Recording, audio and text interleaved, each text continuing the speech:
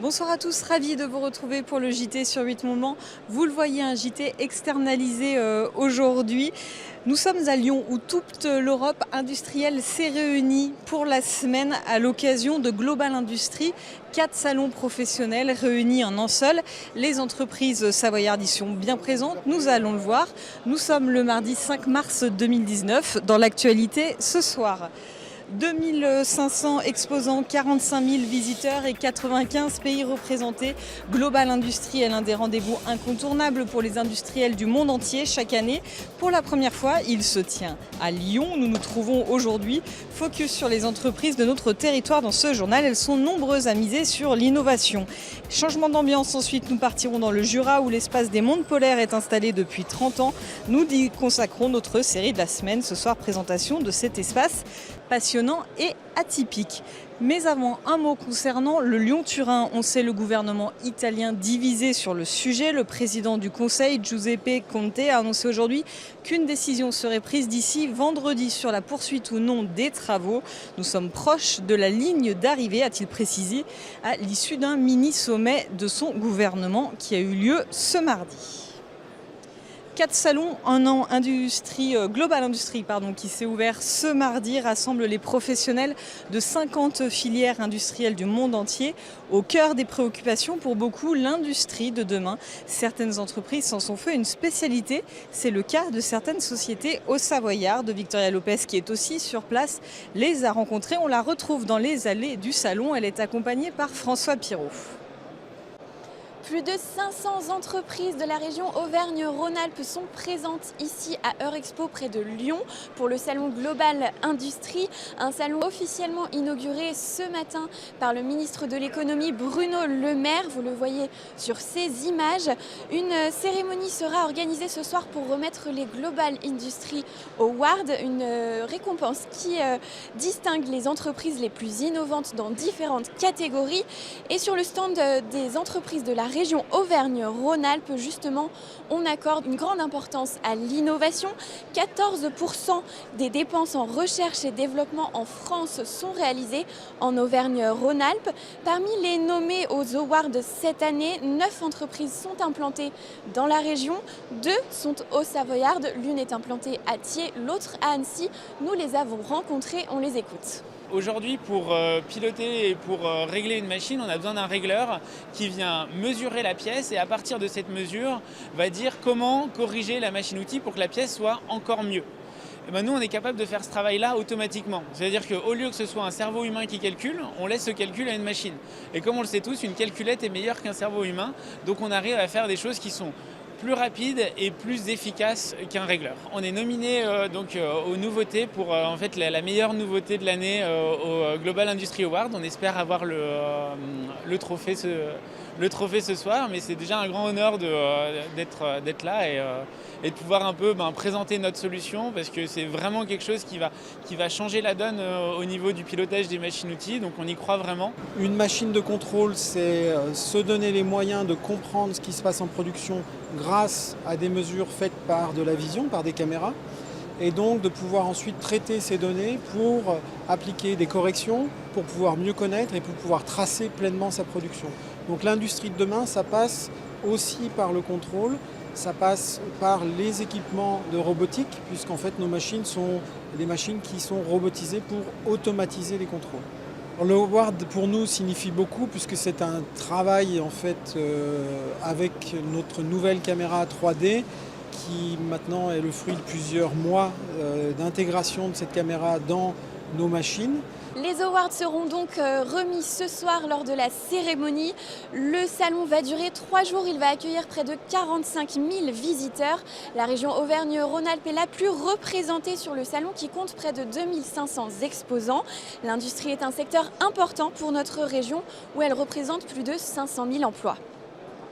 Et symbole de cette mutation technologique, l'usine connectée où nous nous retrouvons à l'instant, elle est installée au cœur du salon, vous le voyez, 50 entreprises ont contribué à la réalisation, à la conception de cette usine éphémère dont le groupe Bouvra-Perna, bien connu dans la vallée de l'Arve. Je suis avec Louis Perna, le directeur commercial. Bonjour. Bonjour. Alors qu'est-ce que vous avez fait dans cette usine éphémère ?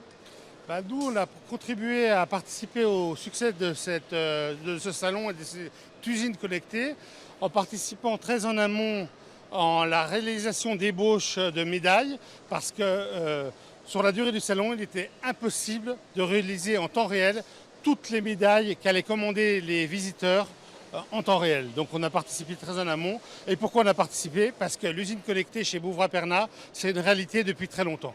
C'est ce que j'allais vous demander, parce que là on est dans ce que doit être l'usine de demain. Et effectivement, Bouvra-Perna a été créé en 1975 et depuis votre métier il a cessé d'évoluer, il n'a jamais cessé d'évoluer.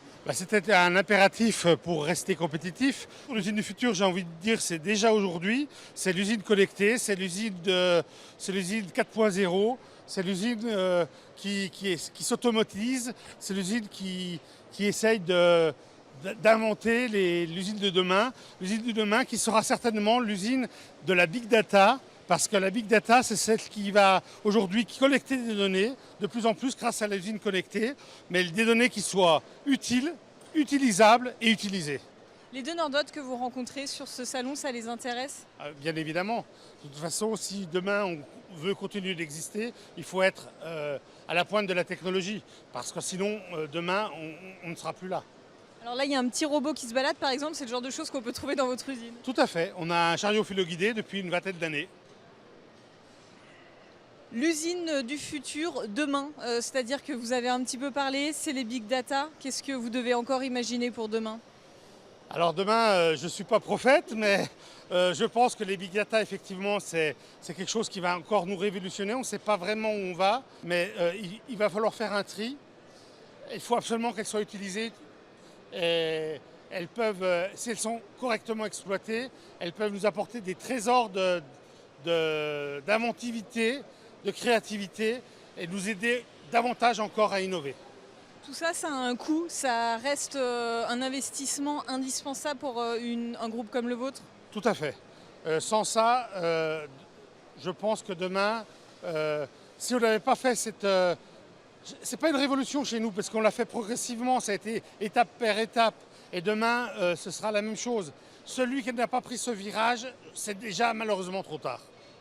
Merci beaucoup et puis bon salon alors. Merci beaucoup. On va changer complètement d'ambiance. Je ne sais pas si vous connaissez le centre des mondes polaires qui est implanté à Prémanon dans le Jura depuis 1988. Le site a été complètement rebâti en 2016. Cet espace consacré aux deux pôles, l'Arctique et l'Antarctique, est un véritable lieu de rencontre avec ces espaces polaires. Il a attiré l'année dernière plus de 60 000 visiteurs. Jean-Paul Crespi nous emmène découvrir ce centre. C'est le premier épisode de notre série de la semaine. D'une blancheur intense, l'espace des mondes polaires est une incitation à l'exploration d'un monde de silence, où se côtoient banquises, ours blancs, manchots, icebergs et étendues de neige et de glace. Un espace pour une invitation à vous glisser dans le sillage des grandes explorations polaires qui nous font encore rêver. Et pour renforcer son propos, l'espace des mondes polaires donne la parole aux explorateurs, aux scientifiques et aux artistes contemporains, chacun apportant sa part de connaissances et d'imaginaire sur ces régions glaciaires. Ici, on a tout fait, on a travaillé sur l'idée que cet outil puisse servir à la médiation polaire. C'est pour ça qu'on a conservé une patinoire.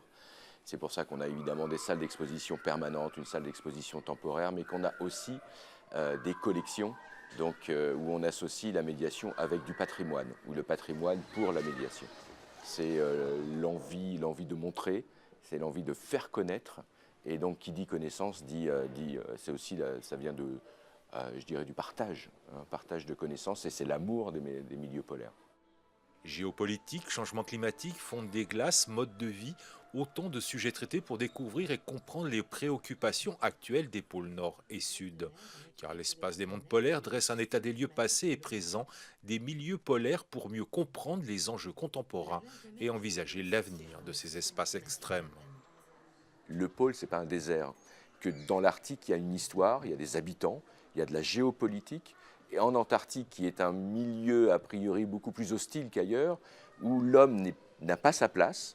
Il y a des chercheurs, il y a des scientifiques, il y a des explorateurs, des exploratrices, mais on ne vit pas sur le continent antarctique, on n'y fait que passer. Et cependant, l'homme y a laissé son empreinte de manière historique et durable, puisqu'il y a un traité qui protège ce continent. Et c'est le seul endroit de la planète où, de manière internationale, on a décidé de protéger un territoire. Donc voilà, tout ça s'explique et c'est ce qu'on essaye de faire ici. Ouvert à un très large public, l'espace des mondes polaires se veut un véritable lieu d'information, d'éducation et de compréhension de l'Arctique et de l'Antarctique. Un lieu de sensibilisation de ces mondes de neige et de glace, paysages en équilibre qui se découvrent parfois avec malice pour nous permettre de toucher du doigt l'actualité et l'évolution des pôles Nord et Sud. Et j'ajoute que l'une des salles de cet espace pose les questions sur l'avenir des pôles. Un exemple, en 2030, l'été, il n'y aura plus de glace sur le pôle Nord. On en reparle demain dans le 2e épisode de notre série. Un peu de cinéma pour aller jusqu'à la fin de ce journal. Demain sortira dans les salles Funan de Denis Do, l'histoire d'une famille cambodgienne dans la tourmente à l'arrivée des Khmers rouges. Un premier film plébiscité lors du dernier festival d'animation d'Annecy. Vous le voyez sur ces images. Funan avait reçu le cristal du long métrage au mois de juin dernier. Le réalisateur s'était monté très ému à l'issue de la projection sous les applaudissements du public. L'actrice Bérénice Bejo, la voix française de l'un des personnages, était également présente. On écoute. C'est vraiment mon premier film et je sais pas, pour un premier film surtout basé sur une histoire originale, etc. Il y a tellement de chances de pas être remarqué en fait et ouais, il y a beaucoup de surprises et j'aimerais leur dire en fait aux gens de la sélection que j'espère vraiment qu'ils ont aimé le film pour l'avoir sélectionné ou qu'ils me le disent vraiment personnellement en intimité. Tout son univers est là devant mes yeux et très clairement. Du coup, c'est encore plus facile de rentrer dans la tête du réalisateur. Et même quand on a commencé à faire la voix, c'était une ébauche, mais enfin on sentait que ça allait être sobre, que ça partait pas dans un film d'animation ultra réaliste, beaucoup plus dessiné, beaucoup plus en images, comme une BD avec parfois des images arrêtées, enfin, quelque sorte. Du coup, dans le jeu, il y avait à respecter ça. Et j'ajoute que l'édition 2019 du Festival d'animation d'Annecy aura lieu du 10 au 15 juin prochain. Cette année, c'est l'animation japonaise qui sera à l'honneur. C'est la fin de ce journal. Nous nous trouvons, je vous le rappelle, au Salon Global Industrie. Il se poursuit à Lyon toute la semaine.